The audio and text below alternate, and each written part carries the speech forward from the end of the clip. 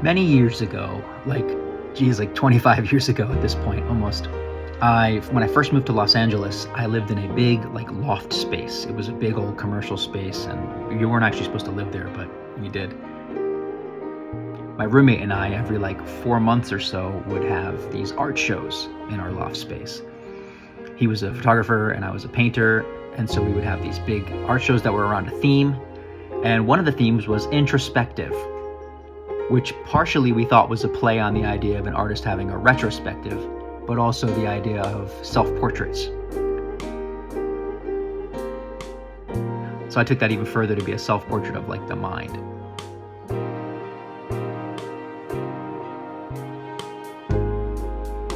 So recently I picked up that project again and started looking through everything and seeing if I could make new art in that same vibe, exploring that idea a little bit further.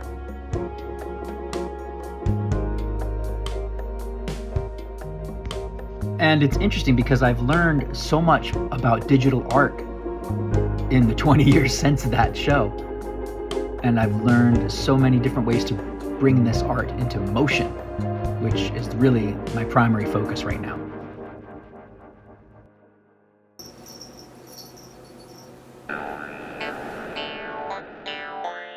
My goal with this show now is to make it sort of an experimental short film, and then probably an accompanying art book.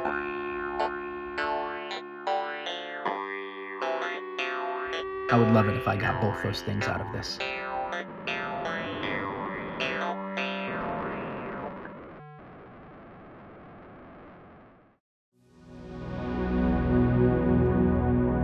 When I looked at all the art I had from the show back in the day, when I gathered it all and kind of looked at it all in one big chunk, I thought it'd be fun to bring all of that into AI and train an AI on all of this imagery that I had made, and then see what new stuff it could make, or how it could help me generate in between frames for animation, and just kind of morph things in weird ways.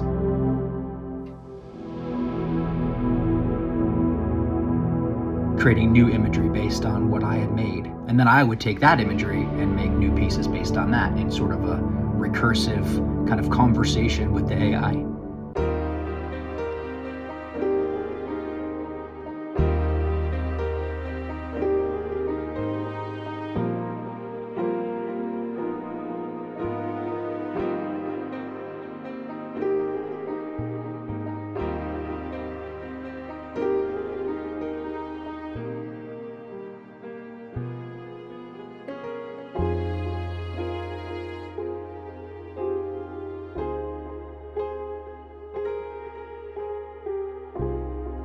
I am an extremely scatterbrained person by nature, and that makes me a very scattered artist as well. And I've always struggled with that.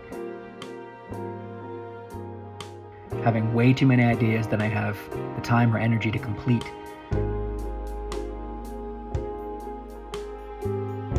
And one of the ways that I'm starting to combat that now is to allow myself to go back to older things that I think there's still more that I can say.